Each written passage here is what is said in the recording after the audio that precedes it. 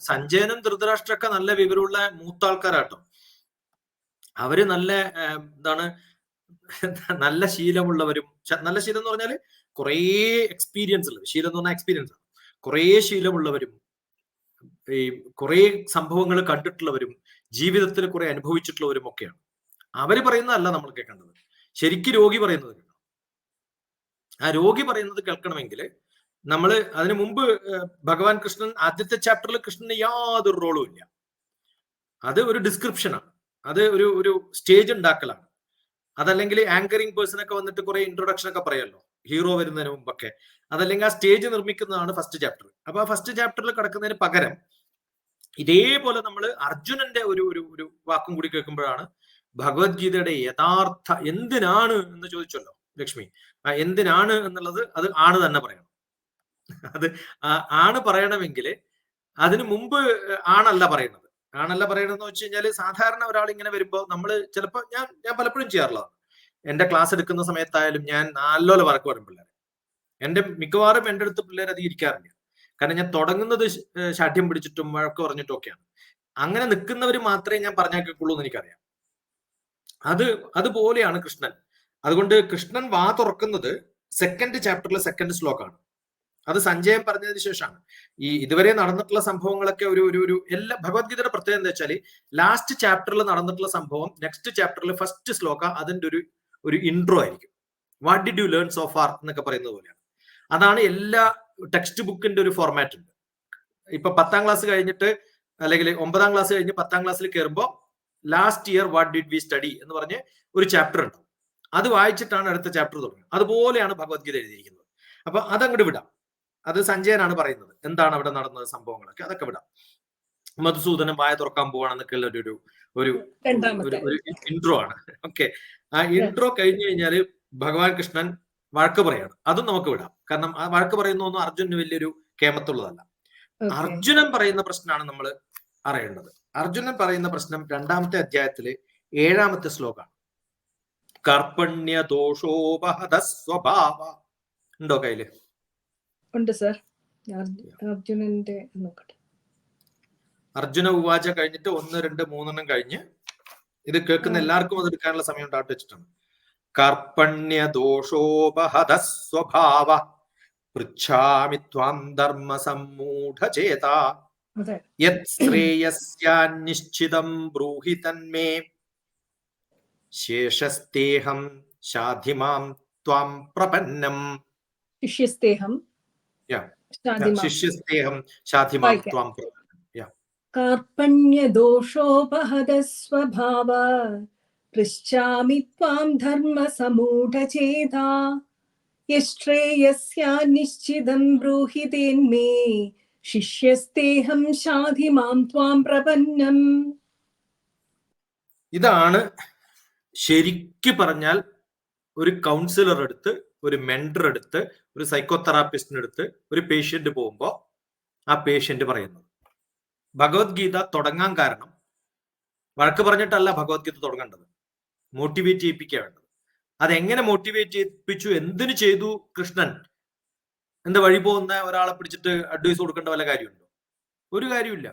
നമ്മളടുത്ത് പ്രശ്നം വന്ന് പറയുന്നവര് ആ പ്രശ്നം പറയുന്നതിന്റെ രൂപം, ഭാവം, ആ സറണ്ടറിങ്ങിന്റെ ഒരു നേച്ചർ ഒക്കെ കാണുമ്പോഴാണ് ഒരു മെന്റർ മെന്റിയെ സെലക്ട് ചെയ്യുന്നത്.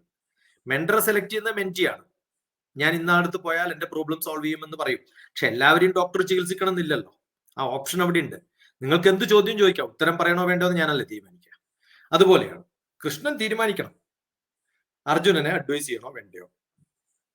അത് ചെയ്യണമെങ്കിൽ അർജുനൻ ആദ്യം ചെയ്യേണ്ടത് സറണ്ടർ ചെയ്യണം. അത് ചെയ്യുന്നതിന്റെ ഒരു രംഗമാണ് ഇവിടെ കാണുന്നത്. എന്ത് ബ്യൂട്ടിഫുൾ ആണെന്ന് ആലോചിച്ചു. അത് കർപ്പണ്യദോഷം ബാധിച്ചിരിക്കുന്നതെന്ന് നമ്മൾ സമ്മതിക്കുകയാണ്. ഞാൻ ആകെ കൺഫ്യൂസ്ഡ് ആണ്. എന്ത് ചെയ്യണം എന്ന് തീരുമാനിക്കാൻ പറ്റാത്തൊരവസ്ഥയിൽ, ധർമ്മം പൂർണ്ണമായിട്ടും കാണാൻ സാധിക്കാത്ത മൂഢതയിലാണ്. എന്റെ മനസ്സ് നിറഞ്ഞിരിക്കുകയാണ്. എന്തുകൊണ്ട്? ധർമ്മം തിരിച്ചറിയാൻ പറ്റാത്തത്. ആ വിവേകം നശിച്ചു. ധർമ്മ വിഷയത്തിൽ വിവേകമില്ലാത്തവനായി ഞാൻ മാറിയിരിക്കുന്നു. എന്തുകൊണ്ടാണ്? എന്റെ ദൈന്യത കൊണ്ടാണ്. കാർപ്പണ്യ ദോഷം എന്ന് പറഞ്ഞാൽ ഞാൻ ദരിദ്രവാസിയായി മാറി എന്നൊക്കെ പറയില്ല നമ്മള്. ഒന്നിനും കൊള്ളാത്തവനായിട്ട് വെറും ദീനദയാലുവായിട്ട് മാറിയിട്ടുള്ള ഒരാൾ, ആ ദൈന്യത കൊണ്ട് ബുദ്ധികെട്ടവനായി മാറിയ ഒരു വ്യക്തിയായതുകൊണ്ട് എന്റെ സ്വഭാവം വളരെ മോശമായി. എനിക്കൊന്നും ചെയ്യാൻ പറ്റില്ല. പൃച്ഛാമിത്വാം ത്വാം ധർമ്മ സമ്മൂഢ ചേതാഹ. എന്നെ മൂഢനായി മാറിയിരിക്കുക. എന്താണ് ശരിയെന്ന് ഒന്ന് തിരിച്ചറിയാനുള്ള കഴിവ് എനിക്കില്ല. അതുകൊണ്ട് എനിക്ക് എന്ത് ചെയ്യണം? ഇതാണ് റിക്വസ്റ്റ്. ആ റിക്വസ്റ്റ് ഉള്ളപ്പോഴാണ് ശിഷ്യനായിട്ട് ഏറ്റെടുക്കുന്നത്. അതുവരെ ഫ്രണ്ടും ബന്ധുവും യജമാനനും ഇദ്ദേഹം ഡ്രൈവറും ഒക്കെയാണ്. പക്ഷെ ശിഷ്യനായിട്ട് എടുക്കുന്നത് ശിഷ്യനാവണം എന്ന് അഭ്യർത്ഥിച്ച് ശരണം പ്രാപിക്കുമ്പോഴാണ്. ആ ശരണം പ്രാപിക്കുന്ന ഭാഗമാണ് ഭഗവത്ഗീതയിലെ എന്തുകൊണ്ട് ഭഗവത്ഗീത. ഇത് ആരുണ്ടാക്കി? ഇത് കൃഷ്ണനാണോ, ധൃതരാഷ്ട്രരാണോ, ധർമ്മപുത്രരാണോ, അല്ലെങ്കിൽ സഞ്ജയനാണോ, കുരുക്ഷേത്രവാറാണോ, അല്ല മഹാഭാരതാണോ എന്ന് വെച്ചാൽ ഇതൊന്നും അല്ല ഇതുണ്ടാക്കിയത്. അർജുനൻ സറണ്ടർ ചെയ്തുകൊണ്ടാണ്.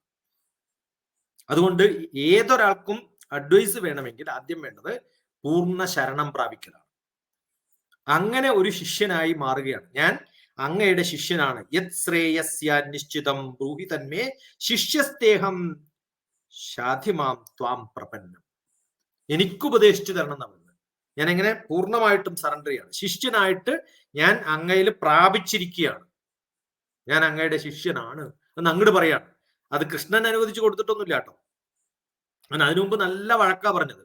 ആ വഴക്ക് പറഞ്ഞത് കശ്മളമിതം എന്നൊക്കെ പറഞ്ഞപ്പോഴേ എന്ത് രസകരമായിട്ടാ പറയുന്നത്. കുതസ്ത്വ കശ്മളമിതം, നീ ഒരു ഒന്നിനും കൊള്ളാത്തൊരുത്തനാണെന്ന് പറയുന്നത് കൃത്യമായിട്ട് പറഞ്ഞിട്ടുണ്ട്. ക്ലൈബ്യം അസ്മരകപ്പാർത്ഥ, ഇതൊക്കെ പറഞ്ഞു കഴിഞ്ഞിട്ട് എന്ത് വേണമെങ്കിലും പറഞ്ഞു ഞാൻ കാലിൽ വീഴാന്ന് പറഞ്ഞു. അപ്പൊ 2-ാമത്തെ അധ്യായത്തിൽ 7-ാമത്തെ ശ്ലോകമാണ് ഭഗവത്ഗീതയുടെ കീ പോയിന്റ് എന്ന് പറയുന്നത്. അതില് ശിഷ്യസ്തേഹം ശാധിമാം ത്വാം പ്രപന്നം എന്നുള്ള ആ ഒരു വാക്ക് ഇതിനെ കണക്ട് ചെയ്തിട്ട് കുറേ ശ്ലോകങ്ങൾ പറയാം കേട്ടോ. അത് തീരുന്നത് ഇനി ലാസ്റ്റ് 88-ാമത്തെ ഈ പറഞ്ഞ വ്യക്തിക്ക് എന്ത് പറ്റിയെന്ന് നമുക്കറിയണം. ഇനി 18-ാമത്തെ അധ്യായത്തിൽ 66-ാമത്തെ ശ്ലോകം വായിക്കാം. എനിക്ക് തോന്നുന്നില്ല ഇങ്ങനെ ആരെങ്കിലും ഭഗവത്ഗീത പഠിച്ചിരുന്നു അല്ലെ. ഇത് ഞാൻ പ്രതീക്ഷിച്ചില്ല. ഇല്ലെങ്കിൽ എല്ലാ ശ്ലോകങ്ങളും എടുത്തു വെക്കുമായിരുന്നു. ഇനി അർജുനൻ ഇത് കഴിയുമ്പോ അർജുനൻ പറയും, ഞാൻ സമ്മതിച്ചു നിന്നെ, നീ എനിക്ക് വേണ്ടത് കറക്റ്റ് ആയിട്ട് തന്നിട്ടുണ്ട് കേട്ടോ എന്ന് പറയണ്ടേ. അത് 18-ാമത്തെ അധ്യായത്തില് കൃത്യമായിട്ട് കാര്യങ്ങളൊക്കെ പറഞ്ഞ് പഠിപ്പിച്ച് കഴിഞ്ഞ് എല്ലാം റെഡിയാക്കി അവസാനം ഈ കൃഷ്ണൻ പറയും. അത് നമുക്ക് എടുക്കാം, കൃഷ്ണൻ പറയുന്ന ഭാഗം എടുക്കാം. കൃഷ്ണൻ പറഞ്ഞു കഴിയുമ്പോൾ അർജുനൻ ഇതിനൊരു ഉത്തരം പറയണ്ടേ. ഞാൻ മനസ്സിലാക്കി നിങ്ങൾ പറഞ്ഞത് എന്ന് പറഞ്ഞിട്ട് അവസാനം ടാറ്റ ബൈ ബൈ ഫീസ് കൊടുത്തിട്ട് തിരിച്ചു പോകുന്ന ഒരു രംഗം ഉണ്ടാവുമല്ലോ. ഡോക്ടറെ അടുത്ത് കൺസൾട്ടേഷന് പോയാൽ ഡോക്ടർ പറഞ്ഞിട്ട് തീർന്നിട്ട് കാര്യമില്ല. ഡോക്ടറുടെ അടുത്ത് നമ്മൾ എത്തിയിട്ടില്ല. ഈ പോയി കണ്ട പേഷ്യന്റ് പുറത്ത് വരുമ്പോൾ നമ്മൾ പേഷ്യന്റിനോട് ചോദിക്കുകയാണ്, ഇയാൾ പറഞ്ഞതിൽ വല്ല ഗുണമുണ്ടോ? ഉണ്ടെങ്കിലല്ലേ നമ്മൾ പോയി കാണണ്ടു. ഭഗവത്ഗീതയുടെ ഉള്ളിൽ നമ്മൾ കയറണമെങ്കിൽ ആദ്യം ട്രീറ്റ് ചെയ്തിട്ടുള്ള സൈക്കോളജിക്കൽ പേഷ്യന്റ് ആയിട്ടുള്ള കാർപ്പണ്യ ദോഷം ഉണ്ടായിരുന്ന എല്ലാ മോഹങ്ങളും നഷ്ടപ്പെട്ട് ആകെ ബുദ്ധി ഒന്നും വർക്ക് ചെയ്യാത്ത ഒരവസ്ഥയിൽ അർജുനൻ ഉള്ളിൽ പോയിട്ട് കൃഷ്ണന്റെ എല്ലാ അഡ്വൈസസും കേട്ട് തിരിച്ചു വന്നപ്പോ അദ്ദേഹത്തിന്റെ അവസ്ഥ എന്താണെന്ന് നമ്മൾ അറിയണം. അത് 18-ാമത്തെ ചാപ്റ്ററിൽ 73-ാമത്തെ ശ്ലോകം. 73-ാമത്തെ ശ്ലോകം എന്ന് പറഞ്ഞാല്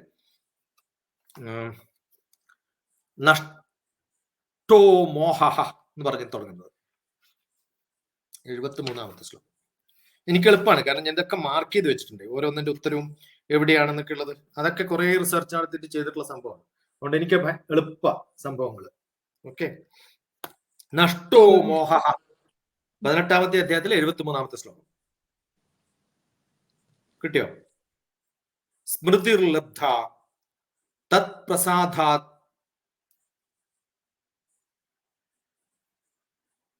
പ്രസാദാത്മയ അച്യുത സ്ഥിതോസ്മി ഗത സന്ദേഹ കരിഷ്യേ വചനം തവ. അങ്ങ് പറഞ്ഞാൽ മതി, ഞാനത് ചെയ്തോളാം എന്നാണ്. എന്ത് രസകരമായിട്ടാ സറണ്ടറിയുടെ. നഷ്ടോ മോഹസ്മൃതിർലബ്ധ ത്വത്പ്രസാദാന്മയാച്യുത സ്ഥിതോസ്മി ഗത സന്ദേഹ കരിഷ്യേ വചനം തവ. 18-ാം അധ്യായത്തിൽ 73-ാമത്തെ ശ്ലോകം അല്ലെ? നഷ്ടോ മോഹ, എന്റെ ആ ഒരു മോഹ അവസ്ഥയിൽ ഉണ്ടായിരുന്നല്ലോ ഞാൻ. സമൂഹ ആദ്യം പറഞ്ഞിട്ടുള്ളതാണ്, മോഹത്തിൽ പെട്ട് കിടക്കുകയാണ് ഞാൻ എന്നാ പറഞ്ഞത്. ആ അവസ്ഥയിൽ നിന്നും ഞാൻ പുറത്തേക്ക് വന്നു എന്ന് കൃത്യമായിട്ട് അർജുനൻ പറഞ്ഞിട്ടുണ്ട്. കാർപ്പണ്യ ദോഷോപഹത സ്വഭാവ പൃച്ഛാമിത്യാം ധർമ്മ സമ്മൂഢ ചേത. ആ അവസ്ഥയിൽ നിന്നും ഈ പറഞ്ഞ അവസ്ഥയിലേക്ക് എത്തി. ഏ അച്യുത, അങ്ങയുടെ പ്രസാദം. എന്താ പ്രസാദം? അതാണ് ഭഗവത്ഗീത. ആ ഭഗവത്ഗീത കൊണ്ട് എനിക്ക് എന്തുണ്ടായി? എന്റെ വ്യാമോഹങ്ങളൊക്കെ പോയിട്ട് ഇപ്പം സമ്മോഹങ്ങൾ മാത്രമേ ഉള്ളൂ. മോശം മോഹങ്ങളൊക്കെ പോയി.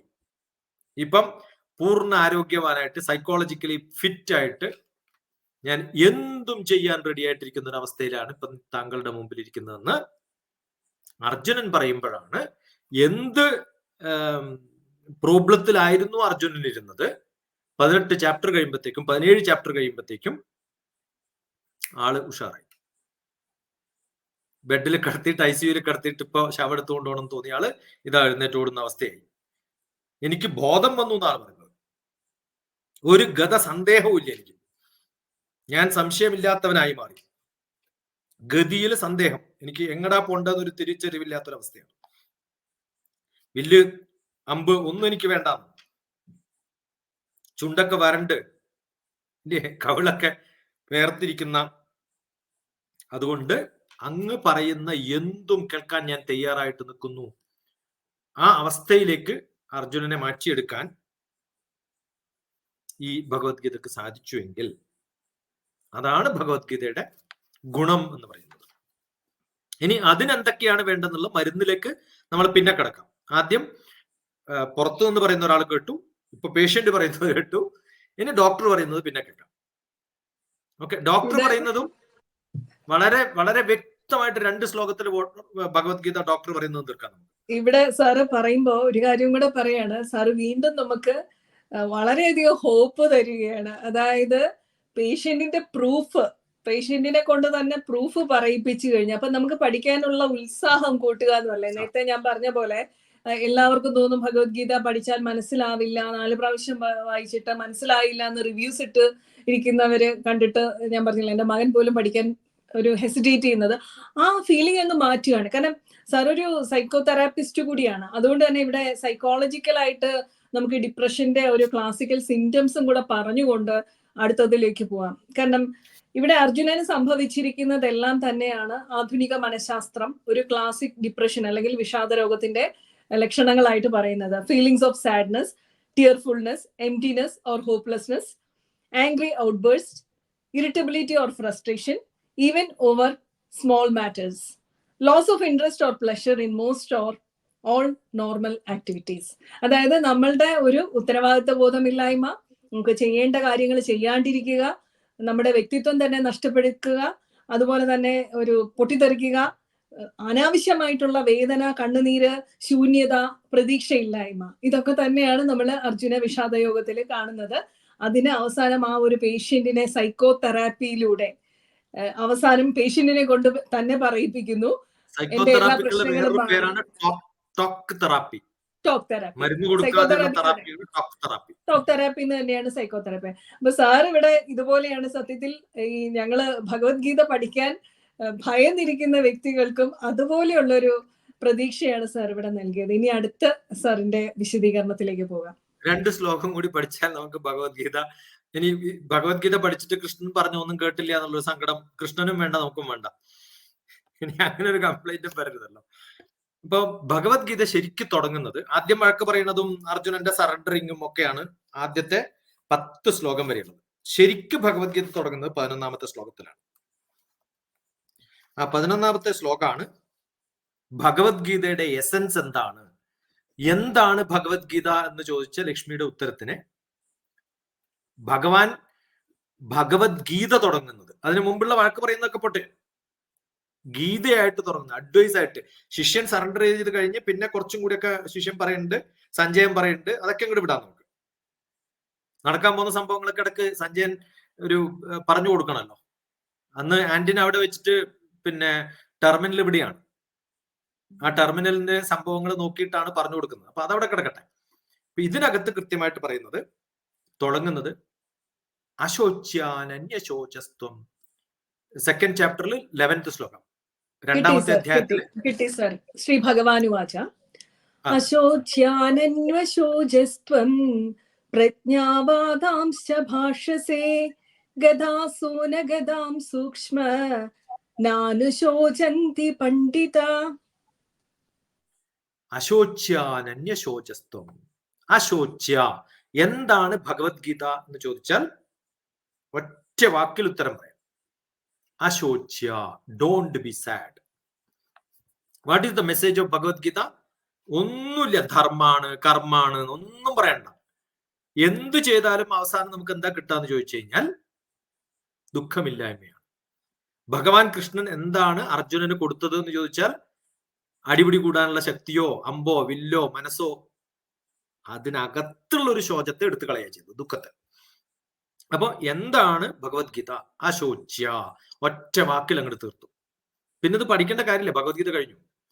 കൃഷ്ണൻ ഒറ്റ വാക്കാ പറയുന്നത്, ഡോണ്ട് ബി സാഡ്, ദുഃഖിക്കാതിരിക്കൂ.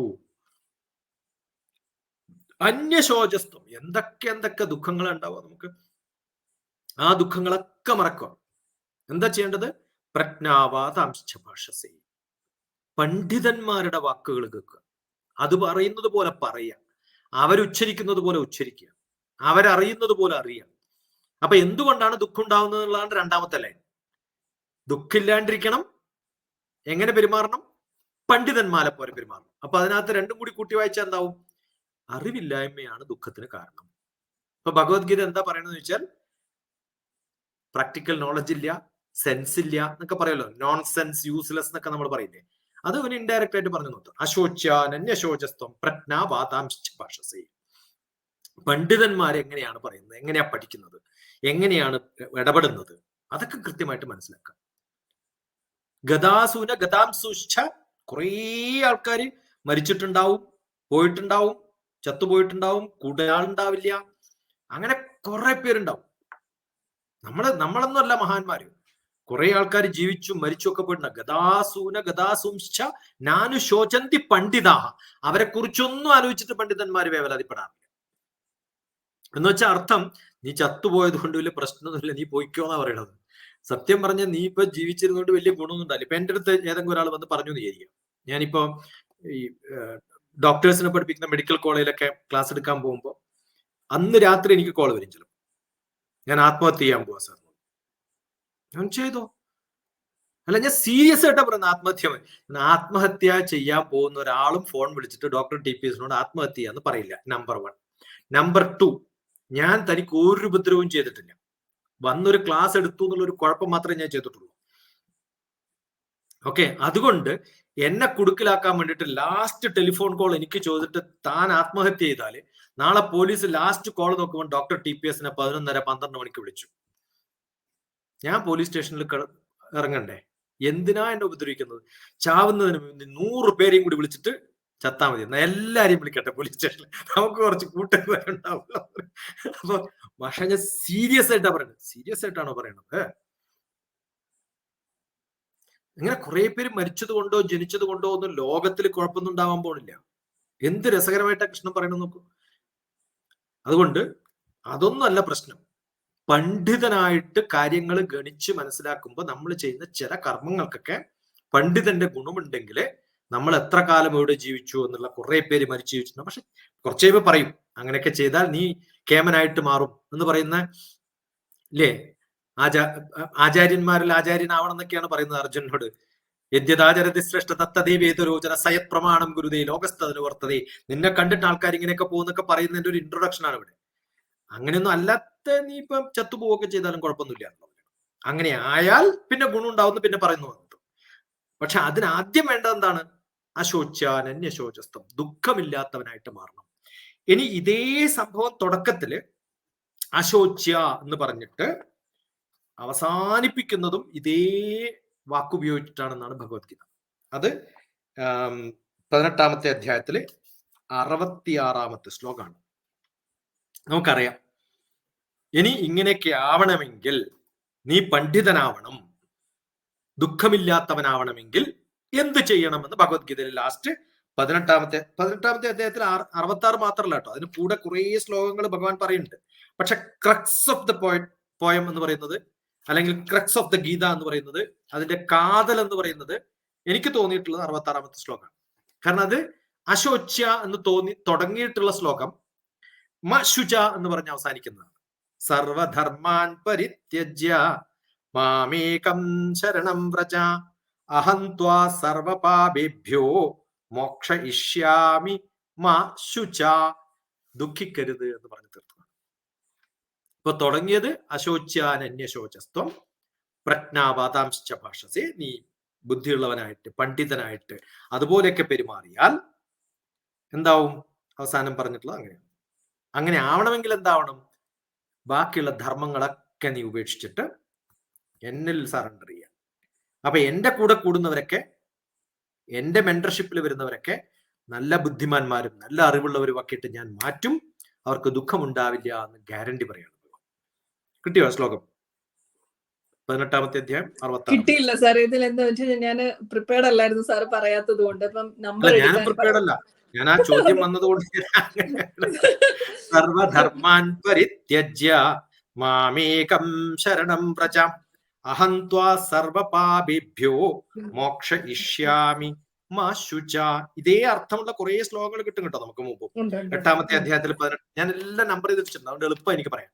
8ാമത്തെ അധ്യായത്തിൽ 16ാമത്തെ ശ്ലോകം, 9-ൽ 28, 12-ൽ 6, 11-ൽ 55, 2-ൽ 11, 3-ൽ 5, ഇതൊക്കെ റിലേറ്റഡ് ആയിട്ടുള്ള ശ്ലോകം. ഇങ്ങനെ ഒരു ക്ലാസ് ആദ്യമായിട്ടായതുകൊണ്ട് ഒരു പ്രതീക്ഷ അല്ല, അങ്ങനെ ആകുമ്പോഴല്ലേ നമ്മൾ പഠിപ്പിക്കുന്നതിൽ വ്യത്യാസം.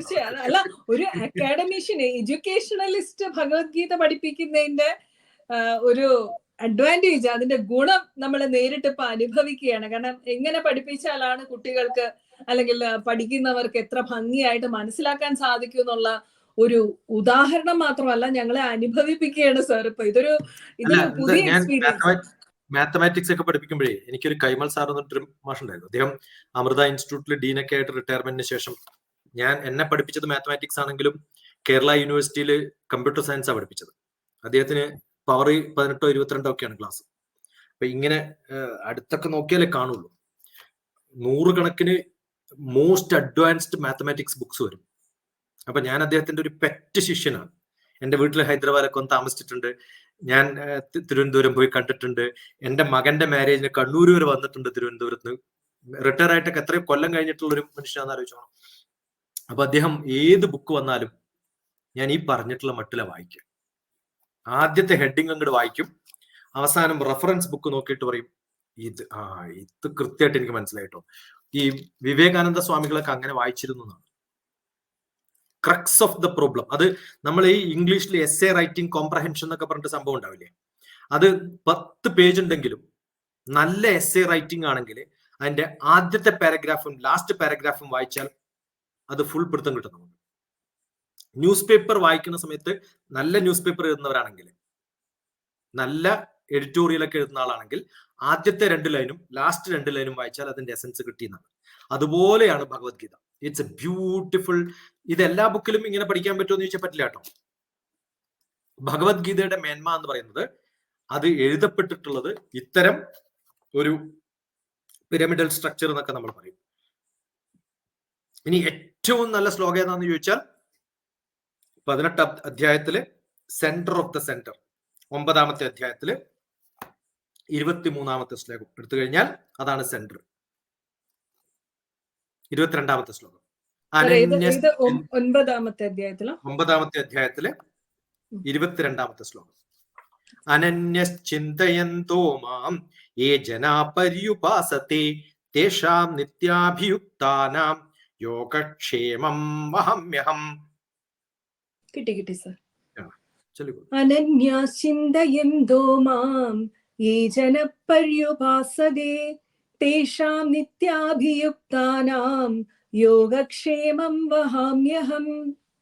എന്താണ് ഭഗവത്ഗീത കൊണ്ടുള്ള ഗുണം എന്നുള്ളത് കിട്ടണമെങ്കിൽ സെന്റർ ഓഫ് ദ ശ്ലോകം നോക്കിയാലും കിട്ടും. എന്താണ് പറഞ്ഞിരിക്കുന്നത്? യോഗക്ഷേമമാണ്. നമുക്ക് ഫെയിം ഉണ്ടാവും, നമുക്ക് നല്ലപോലെ വിദ്യാഭ്യാസം ഉണ്ടാവും, കുറേ ധനം ഉണ്ടായിട്ടുണ്ടാവും. പക്ഷെ ഇത് മിസ്സാവുമ്പോഴാണ് ഇല്ലാത്തവനെക്കാളും ദുഃഖം. ഇല്ലാത്തവന് വലിയ പ്രോബ്ലം ഒന്നുമില്ല. കുറേ കാശുണ്ടായിട്ട് പതറി എല്ലാം നശിച്ചു പോകുന്നവന്റെ ദുഃഖം എന്ന് പറയുന്നത് ദരിദ്രവാസിയെക്കാളും ദുഃഖിതനായിരിക്കുകയാണ്. ഒരു പ്രസിദ്ധി ഇല്ലാത്തവനും പ്രസിദ്ധി വേണമെന്നുള്ള ആഗ്രഹത്തിനേക്കാളും പതറുന്നവനാണ് ഒരു പൊസിഷനിൽ നിന്നും പവറിൽ നിന്നും താഴത്തേക്ക് വീഴുമ്പോണ്ടാവുന്നത്. വിദ്യാഭ്യാസം ഇല്ലാത്തവന് ഒരു കുഴപ്പമില്ല, ഹാപ്പിയാണ് അവൻ.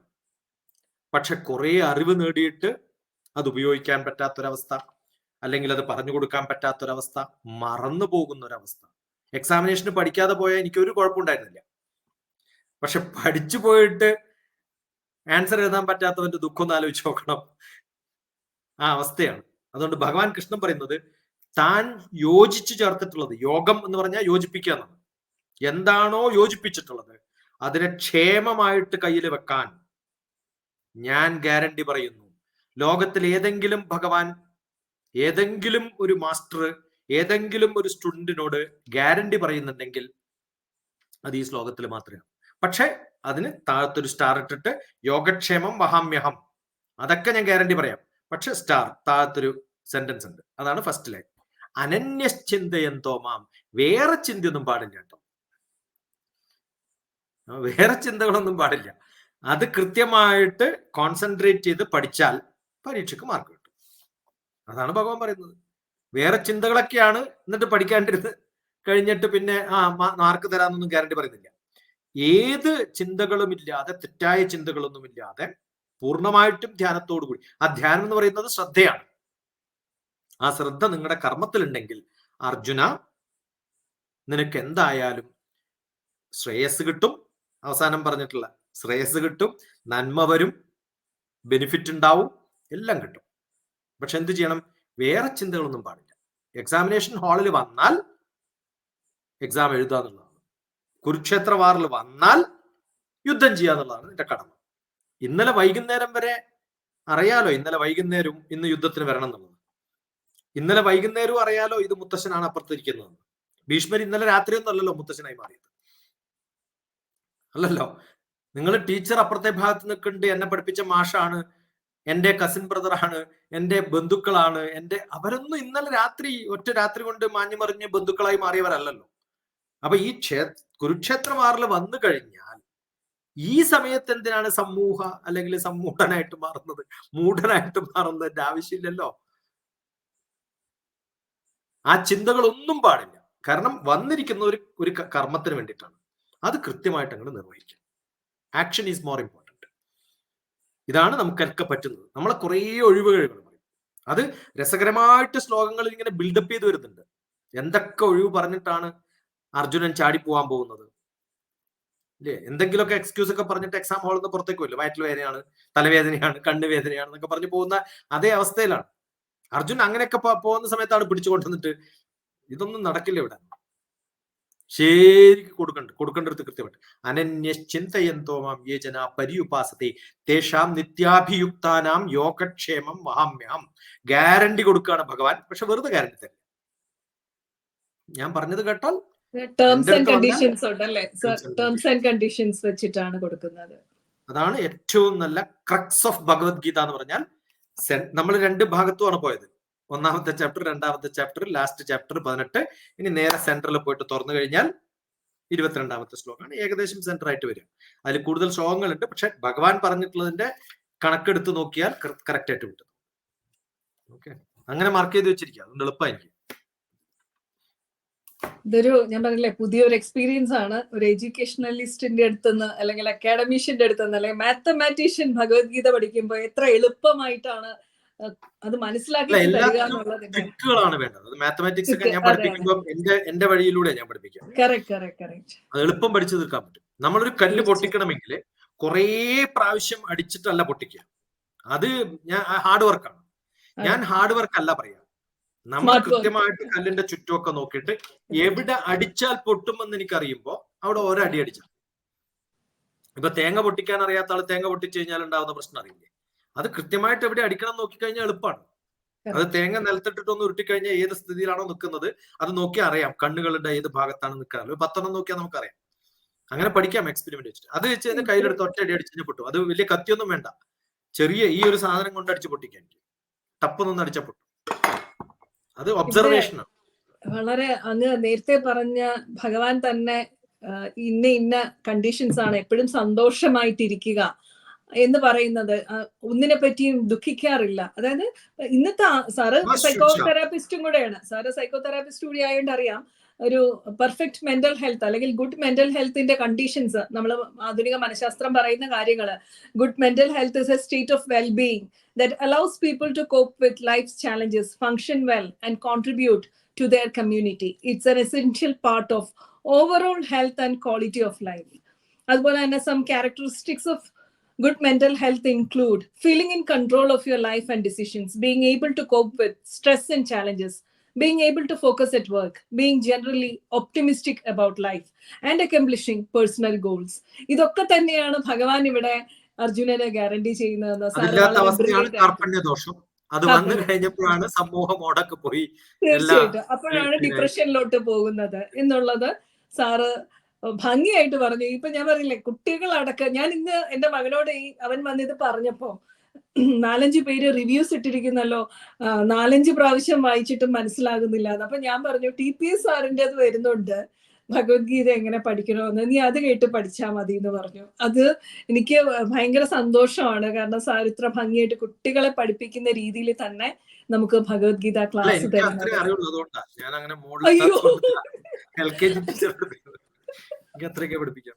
അയ്യോ, ഇതിൽ കൂടുതൽ ഇനി പഠിപ്പിക്കാനില്ല. ഞാൻ പറഞ്ഞില്ല, പേടിയടക്കം മാറി, എന്തോ ഒരു ഭയങ്കര സംഭവമാണ്, പഠിക്കാൻ ബുദ്ധിമുട്ടാണ് എന്നൊക്കെ ഉള്ള ധാരണകളൊക്കെ മാറ്റി തന്നു. ഇനി സാറ് ഈ ശ്ലോകങ്ങളിലേക്ക് പോകുന്നതിന് മുമ്പ് കുറച്ച് ചോദ്യങ്ങളും കൂടി ഉണ്ട് സാർ ഞങ്ങൾക്ക്. ഭഗവത്ഗീത ഈ ബുക്ക് അങ്ങനെ എഴുതിയിട്ടുള്ളതാണ്. അതെ, ഗീതാ ലളിതമായ ചോദ്യങ്ങളും ഉത്തരങ്ങളും ഒക്കെ ഇട്ട് മാറ്റാൻ പറ്റിയിട്ടുണ്ട്. ഞാൻ ഇതിനകത്ത് എത്ര പ്രാവശ്യം ഭഗവത്ഗീത വായിച്ചെന്ന് ചോദിച്ചാൽ എത്ര പ്രാവശ്യം വായിച്ചിട്ടില്ല. അത് ഇതിനകത്തും എഴുതിയിട്ടുണ്ട് ഞാൻ. ഭഗവത്ഗീത ഈസ് 1 question 1 answer എന്ന്. പണ്ട് 2005 മനസ്സിലായി. സാർ എന്നോട് പറഞ്ഞിരുന്നു ഞാൻ ഏതൊക്കെയോ 2 ശ്ലോകങ്ങളിൽ റിലേറ്റ് ചെയ്തിട്ടാണ് പറയുക. പക്ഷെ ഇത്ര അപ്രതീക്ഷിതമായിട്ട് ഒരു ഞാൻ തന്നെ ഒരു എന്താ പറയണ്ട, ആ ചോദ്യങ്ങൾ അനുസരിച്ചിട്ട് പറയുന്നതുകൊണ്ട് എന്താ പറയേണ്ടത്. പിന്നെ ഭഗവത്ഗീതയെ ഇത്ര മനോഹരമായിട്ട് ഞങ്ങൾക്ക് ഇതുവരെ ചിന്തിച്ചിട്ടില്ലാത്ത അല്ലെങ്കിൽ ഞങ്ങൾക്ക് ശീലമില്ലാത്ത തരത്തിൽ അവതരിപ്പിച്ച് അത് ഹൃദയത്തിൽ ഏറ്റെടുക്കാൻ ഇനിയും കാത്തിരിക്കാൻ, അടുത്ത് ഇനി എന്താണ് ഭഗവത്ഗീതയെ കുറിച്ച് പറയാനുള്ളത് എന്ന് കേൾക്കുന്ന ത്വരയുണ്ടാക്കി തന്നതിന് പാദ നമസ്കാരത്തോടു കൂടിയിട്ട് 1000 നന്ദി. നമസ്കാരം. വന്ദേ മാതരം. ഇതൊരു ബ്രഹ്മവിദ്യയാണ്, ഇതൊരു യോഗശാസ്ത്രമാണ്. ആത്മാവിന്റെ ഉള്ളിലെ പരമാത്മാവിന്റെ, ബ്രഹ്മവിദ്യ അറിയുന്ന പരമാത്മാവിന്റെ വിജ്ഞാനം, അതാണ് നമ്മൾ ഇവിടെ ശ്രമിക്കുന്നത്. അത് ശരിക്ക് ഒരു സംവാദത്തിലൂടെ അർജുനൻ കൃഷ്ണന് പറഞ്ഞു കൊടുത്തു എന്നുള്ളത്, ആ ഒരു സംവിധാനം ഉണ്ടാക്കി കൊടുത്തു എന്നുള്ളത്. അതുകൊണ്ടാണ് നമ്മളിത് വായിച്ചു തീരുന്ന സമയത്ത് ഓം തത്സത് ശ്രീമദ് ഭഗവത്ഗീതാസു ഉപനിഷത്സു ബ്രഹ്മവിദ്യായാം യോഗശാസ്ത്രേ ശ്രീകൃഷ്ണാർജുന സംവാദേ. അത് ഇപ്പം നമ്മൾ ഇന്ന് ചെയ്തത് അർജുന വിഷാദ യോഗത്തിൽ നിന്നും മോക്ഷ സന്യാസ യോഗത്തിലേക്കൊക്കെ ചാടി ഇത് പഠിക്കാൻ സാധിക്കുന്ന ജനങ്ങൾക്ക് ജീവിതത്തിന്റെ പ്രശ്നങ്ങൾ തൊട്ടറിയാനും ചിന്തകൾ നമ്മോടൊപ്പം പങ്കിടാനും ആ സംവാദത്തിൽ പങ്കുകൊള്ളാനും ഒക്കെ സാധിക്കുക എന്നുള്ളത് വലിയൊരു ഈശ്വരാനുഗ്രഹമായിട്ട് കാണണം. ഈ സർവോത്തമമായ ജ്ഞാനത്തെ അനുഭവിക്കാനും അത് ജീവിതത്തിൽ പകർത്താനും ഒക്കെ സാധിച്ചാൽ അഭിവൃദ്ധിയും വിജയവും അനുഗ്രഹവും ദീർഘായുസ്സും സമൃദ്ധിയും എന്തൊക്കെ നമുക്ക് ആഡ് ചെയ്യാൻ പറ്റുമോ അതൊക്കെ ആരോഗ്യവും ഐശ്വര്യവും ഒക്കെ ഉണ്ടാവട്ടെ എന്ന് പ്രാർത്ഥിക്കുന്നു. ഉത്തരോത്തരം അഭിവൃദ്ധി വിജയശ്രീ ഭവ എന്നൊക്കെയാണ് പറയാ. ദീർഘ ആരോഗ്യത്തോടുകൂടി സമൃദ്ധിയോടുകൂടി ഐശ്വര്യത്തോടുകൂടി വാഴാനുള്ള എല്ലാ സന്ദർഭങ്ങളും ഉണ്ടാവട്ടെ. ശാന്തി ശാന്തി ശാന്തി.